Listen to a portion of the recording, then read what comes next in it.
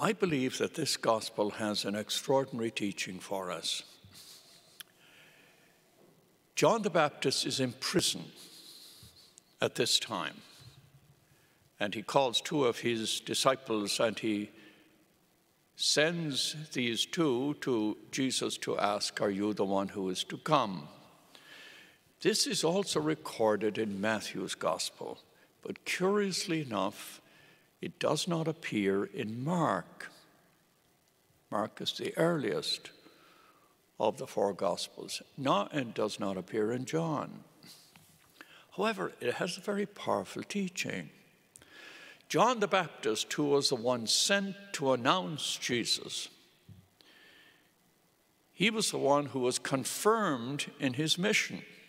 And Jesus would say of him, "There is no man born of woman greater than John the Baptist." And yet, in a moment of profound darkness, when he is in prison and he hears about Jesus, he, like most of the people at the time in the Hebrew tradition, were expecting a Messiah who would be worldly powerful, would lead to overthrow a dominant Roman occupying force, would rally the people of Israel to a new understanding of Israel. But a different Messiah shows up, and John begins to wonder, did I make a mistake?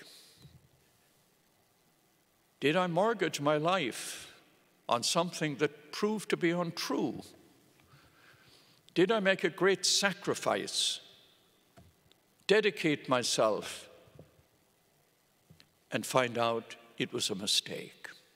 Perhaps Jesus is not the one who is to come. It appears that John the Baptist goes through some kind of a deep and disturbing doubt about Jesus. So two disciples come to him and say, "John the Baptist is wondering if you are the one who is to come. Are you the messianic person?" And Jesus says, "Go and tell them what you see and what you have heard." People are healed. Forgiveness is given. People are welcomed. The lepers are healed. I am the one who breaks bread with sinners. The dead are raised to life. Not those who are physically or clinically dead, but people who are dead in hope. They are given life. Go and tell John, and that will prove that this is the identity of the true Messiah.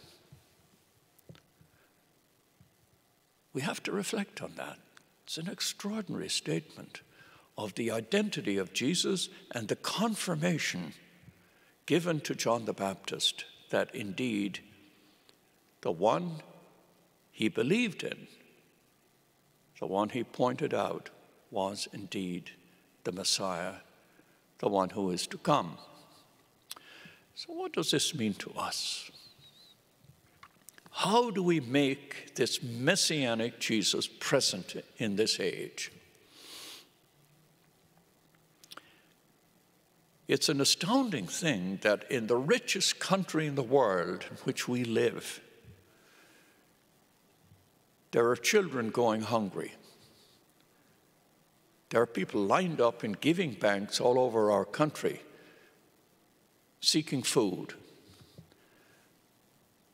In the richest country in the world, we have radical poverty. Somehow, to make Christ present, we have to look at this and see it and find this is the manner in which we will witness the presence of Jesus Christ. How is it that in families that pray together, go to Mass together, and profess belief in Jesus Christ, there is division? There is a breakdown in forgiveness and understanding.